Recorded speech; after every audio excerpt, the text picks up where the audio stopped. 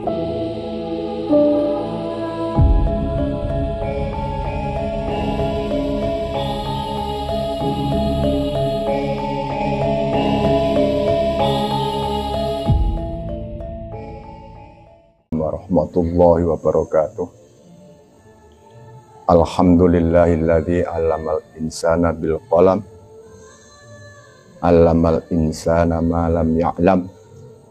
Wassalatu wassalamu ala khairil anam wa ala alihi wa sahbihi masabihid dulam. Wa ba'du. Pertama-tama marilah kita bersyukur kepada Allah Subhanahu wa Ta'ala yang telah melimpahkan semua nikmat yang tidak bisa kita hitung. Nikmat itu nikmat iman, nikmat Islam, nikmat ilmu, nikmat yang macam-macam lah, hidup. Dan semoga salawat dan salam tercurah kepada Nabi Agung, Nabi kita Muhammad SAW, keluarganya, serta sahabatnya. Saya di sini sebagai orang yang dituakan mungkin, karena umur saya sudah mencapai 72 tahun. Alhamdulillah masih diberi kekuatan lahir batin oleh Allah Subhanahu wa Ta'ala, yang perlu kita syukuri, karena umur itu suatu modal yang tidak terhingga untuk kesempatan, baik kesempatan yang berupa ibadah maupun kesempatan yang tidak berupa beribadatan. Karena itu patut kita syukuri. Kemarin saya melihat di YouTube itu, melihat dan mendengar upasan dari Gus Aziz Jazuli, yang Gus ini juga saya anggap sebagai seorang yang alim di dalam bidangnya. Karena alim itu ya tidak semuanya ilmu akan dimilikinya. Karena kekuatan kita, otak kita, waktu kita sangat terbatas. Wa ma utitu minal ilmi illa qalila. Di atas langit pasti ada langit. Wa fawqa kulli ilmin alim. Di atas orang yang alim tetap ada orang yang lebih alim. Karena kita ingat bahwa ketika Nabi Musa itu ditanya orang atau bahwa siapa yang paling pandai di Bani Israel, Nabi Musa, wah, mengatakan pemberanian diri dia yang paling pandai. Tapi ternyata di dalam lapangan, ternyata juga masih ada makhluk yang ilmunya mungkin melebihi Nabi Musa. Tapi jangan disalahgunakan pendapat ini. Ada seorang dosen yang menerangkan kepada murid, kepada mahasiswanya, bahwa Nabi Musa tidak menjangkau ilmunya Nabi Khidir. Itu ya kurang tepat, tidak boleh. Karena Nabi Musa itu punya level yang lebih tinggi daripada Nabi Khidir. Nabi Khidir saja sebagai Nabi itu masih mukhtalaf. Mengatakan wali dan mengatakan Nabi. Kalau Nabi Musa, Nabi yang bukan sembarang Nabi, yaitu kelompok ulul azmi, kalimullah. Wow. Tidak sepede-sepede. Tapi bagaimanapun rasa bangga diri dengan ilmu itu jangan terlalu keblacut, terbacut saja. Karena kita harus menengok ke kiri, ke kanan, ke bawah, ke atas, bahwa mungkin sepandai-pandai orang di dunia ini masih, kalau kita tahu itu ya banyak sekali lah contoh-contohnya. Misalnya spesialisasi masalah ilmu. Seorang yang alim di dalam bidang kitab-kitab misalnya, tapi tidak sealim dengan B.J. Habibie yang alim dengan masalah engineering. Ini manusia, ada batasnya. Orang yang ahli ilmu kitab hikmah itu ya lebih alim daripada orang yang tidak ahli kitab hikmah, misalnya sudah mendalami, mempelajari di dalam kitab Sirrul Maknun. Wah, ini kalau bisa Sirrul Maknun itu bisa atraksi yang luar biasa, seakan-akan seperti mukjizat. Seakan-akan, bukan mukjizat. Kalau kita mempelajari kitab itu Samsul Ma'arif misalnya, itu juga mempunyai pengetahuan yang tidak dimiliki oleh kiai-kiai yang tidak mendalami kitab Samsul Ma'arif. Saya guyon-guyon matan itu menyumbari kiai yang melete misalnya, ada kiai melete di Kabupaten Rembang misalnya. Jadi saya tantang suara guyonnya, kalau bisa membaca kitab saya halaman ini, waduh, pulang saya suruh dan paham loh. Bisa membaca dan paham dan saya praktekkan.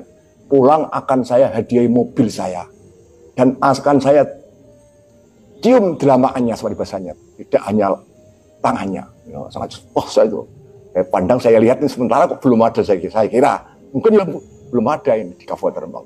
Itu yang halaman ini yang percaya nanti bisa ada ke rumah saya atau bagaimana ada mediator yang menemukan. Saya yakin tidak bisa memahami ini. Meskipun berkau-kau sudah menjadi profesor, mungkin tidak bisa juga karena bedanya tidak sama. Kulun muyasarun lima hulikola. Yang orang itu punya kekuatan. Dengan Nabi Muhammad saja, Kanjeng Nabi itu berdebat dengan sahabatnya itu setelah disurvei gitu, jadi di lapangan ternyata Nabi kalah. Akhirnya Nabi antum a'lamu bi amri dunyakum. Nah ini ya, kepada Gus Aziz Azuli saya acungi jempol, bagus, karena sudah bisa memberanikan diri, memberanikan untuk tawasau bil haqqi kepada yang seseorang yang mungkin oleh figur ya, oleh figur orang yang terpandai. Gus Azuli saya akui jempol karena berani tawasau bil haqqi kepada Gus Bahak, yang mana Gus Bahak saya dengar kemarin dari YouTube mana itu kok mengatakan, Gus Bahak mengatakan Wali Songo itu kepada jalurnya nasional kepada Basaiban, dan Basaiban sendiri adalah termasuk dari Ba'alwi. Nah ini terus dikanter oleh Gus Aziz Jazuli. Nah kupasannya Gus Aziz itu ya tepat, saya kalau menurut saya itu sudah tepat itu, karena Gus Aziz itu ada data-data yang otentik, ya, data-data yang akurat untuk meluruskan apa yang disampaikan oleh Gus Bahak. Jadi saya juga yakin Gus Bahak itu belum menekuni ilmu kenasaban, karena mungkin pada waktu itu tidak ada orang yang soro gampangannya debakul mayokno ilmu nasab kan belum payu. Yang soro bakul kan usumnya bakul bakso ya harus betul bakso, usumnya bakul cireng ya harus cireng. Nih karena maka ada tertarik untuk mempelajari ini. Yang dipelajari mungkin pedalaman ilmu Al-Quran, kalau depan Quran, apa tafsir asal hadis berapa misalnya, ini yang jadi kalau masalah sistem penelitian, metodologi penelitian yang ada kaitannya dengan masalah studi komparasi dan studi korelasi, kan belum perlu. Komparasi itu perlu karena untuk membandingkan itu kan harus komparasi. Jadi ada mukobalah dan corona yang jadi bisa tidak hanya satu buku yang dipelajari, dibandingkan ada perbedaan kan. Ini ikhtilaf ini soalnya yang milih yang mana, yang rojih mana, yang marjuh mana. Ini kita kalau seorang ulama itu harus itu, jangan hanya takdiru riwayah, tapi harus takdimut diroyah alar riwayah. Tingkatannya kalau orang awam tingkatannya pengajian rame-rame. Kalau orang sudah lumayan ini ngaji. Tapi ya kiai ini moco, ya kiai yang membaca kitab, santrinya membawa pulpen dengan kitab. Ya ini ngaji belum. Kalau setingkat lagi di tingkatan pengkajian, wah ini mengapa begini. Nah ini seakan-akan seperti dialog sebenarnya. Ini saya berani begitu ini karena juga saya tahu riwayat Gus Bahak bahwa dia juga pernah menjadi murid adik saya. Satu, kedua dia adalah junior saya di Fakhriyah. Tahun 70-an itu saya sudah di Fakhriyah nyucup ilmunya Bahim, yang beliau itu dianggap mbahnya Gus Baha. Nah itu. Maka tidak ada jeleknya, tidak ada salahnya kalau saya mengingatkan kepada Gus Baha untuk ya hati-hati dalam berbicara, karena terjadi asrotun bilisani, asroh. Bukan sabkul lisan, bukan, itu asroh. Menurut pendapatnya ini benar, tapi setelah diteliti orang lain dianggap tidak benar. Akan terjadi terus ada perbandingan, ada balance. Ini bagus sekali Gus Aziz ini. Kemarin saya dengar lagi dari Madura itu mengkritisi Gus Baha. Nah ini juga bisa ditiru. Banyak sekali kitab dulu.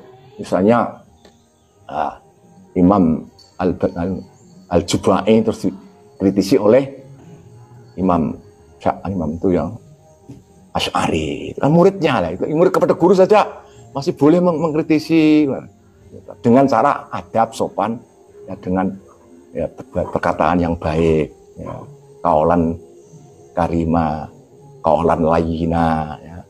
Ini penting, dan jangan sampai terjadi istilahnya nggelakno wong, ya. Nggelakno wong atau ini penting sekali. Kalau ini tidak ada yang mengingatkan, sedangkan adalah figur publik seperti Gus Baha yang sudah terkenal pop, itu kan figur publik. Karena jangan mentah lagi nih. Karena itu sangat saya sanjung sekali. Ya. Gus Aziz mengingatkan Gus Baha yang levelnya lebih tinggi. Saya sendiri juga termasuk orang yang pengagum Gus Baha. Iya, tidak perlu kagum terlalu lebih-lebihan. Karena itu takdir Allah ngono, tidak usah gumun. Allah memberi. Harus gumun kepada Allah, harus gumun, diberi otak yang cerdas, diberi otak yang itu memirunya bagus. Ya alhamdulillah kita punya putra Rembang terbaik. Oh, kan bisa kita bangga juga.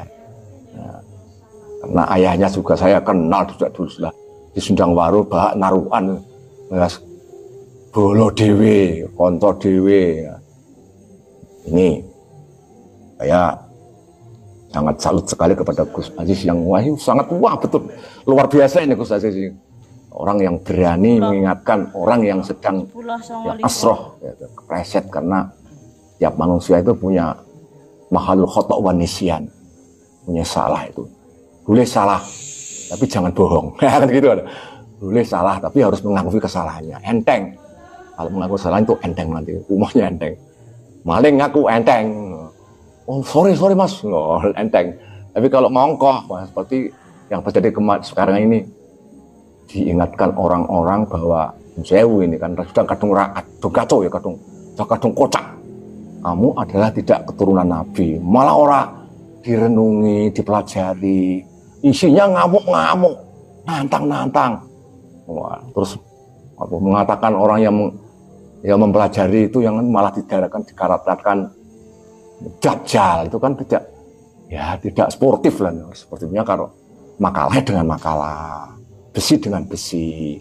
Jangan orang membawa pring kecil, kamu gawakan pedang, ya tidak imbang. Ya harus seimbang. Jadi dialog yang baik. Kalau merasa salah ya harus ya secara pelan-pelan kita menunjukkan baik. Nanti malah bagus nanti.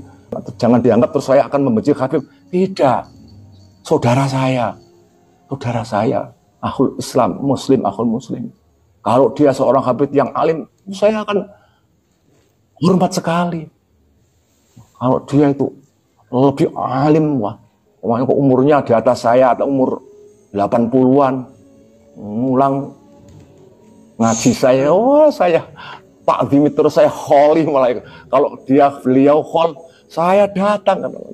Seperti kalau Bahim khol, saya datang. Terus Mbah Syakur yang dari Kajen itu, saya kholi terusin walaupun anak-anaknya yang tidak mau kholi, saya yang mau kholi dengan teman-teman ini. Contoh mahabbah saya kepada para ulama, kepada para habaib yang baik. Walaupun itu tidak cucu Nabi, betul, saya tetap sayang. Tetap sayang, bukan saya membenci kepada mereka. Betul ini saya. Saya seakan-akan itu seperti Umairah kemarin menangis kalau ingat itu. Sahabat saya, saudara saya. Dan maka jangan gencar, jangan takut, jangan merasa rendah diri kalau terbukti tidak sebagai cucu Nabi. Tidak apa-apa. Tidak menjamin jatuhnya harkat martabat seseorang. Kalau beliau itu masih berbuat baik kepada umat, ya, berbuat baik kepada sesama, ya, mengakui kesalahannya, mengakui kekhilafannya. Karena ini ya sudah menjadi kesalahan yang umum, yang sudah tidak ikut salah. Tapi karena kena getahnya, kena batunya, ya itu resikonya. Maka saya ingatkan lagi kepada para ulama, para kiai yang mungkin berbeda pendapat. Jangan menjadi itu suatu alat, suatu benturan yang bisa mematikan kedua belah pihak. Kita harus saling asah, asih, asuh. Ini dari saya, ya, untuk pertemuan saya ini semoga menjadi renungan. Jangan menjadi ya suatu yang menakutkan, menjadi sesuatu yang pukulan, tidak. Ini saling mengatakan tawasau bil haqqi. Kalau benar itu, siapa yang saya mengatakan itu pasti benar. Walaupun yang mengatakan itu orang kafir, ya, orang mereka benar atau benar. Walaupun yang mengatakan itu seorang kiai, seorang wali, tapi itu barang itu katakan salah, tetap salah. Ya. Gula itu legi, masih mengatakan itu ketua begenggek, sama itu kebenaran itu udah bisa berubah. Ya. Uyah itu asin, garam itu asin. Walaupun yang mengatakan itu siapa saja, benar kok. Barang yang benar itu tidak bisa dirubah dengan kedudukan seseorang. Mengatakan Pak Prabowo, misalnya orang yang dipercaya di Indonesia nomor 1, misalnya, bahwa garam tidak asin, ya tetap tidak percaya. Ilmu kok. Ini Rino misalnya, ya tetap Rino. Orang bodoh pun, orang pandai pun mengatakan ini ya pada siang hari tidak ada mengatakan ini, malam ngengkel, tidak bisa. Itu ilmu, tidak bisa. Misalnya niat, ya, Raisa dengan ikhtiar gak bisa.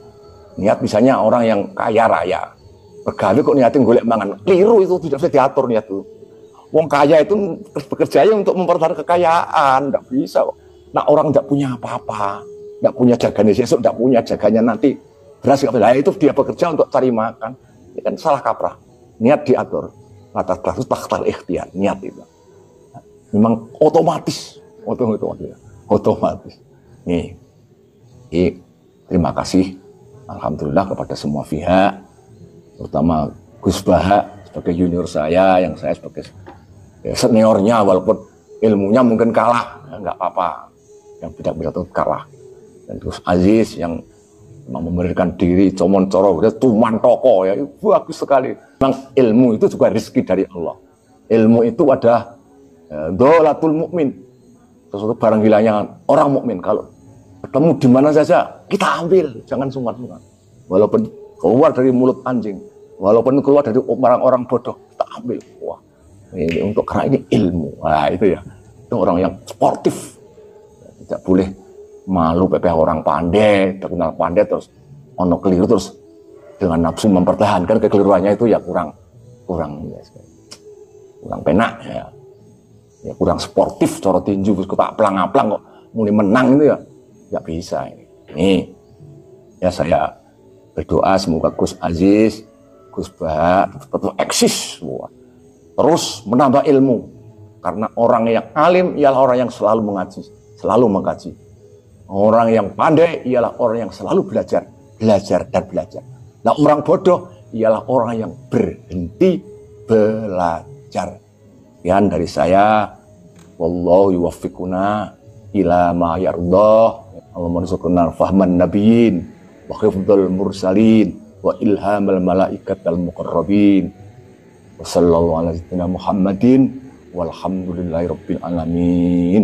Bismillahirrahmanirrahim. Wal asri innal insana lafi khusrin illa alladziina amanu wa 'amilus sholihati wa tawassaw bil haqqi wa tawassaw bis sabr. Assalamualaikum warahmatullahi wabarakatuh.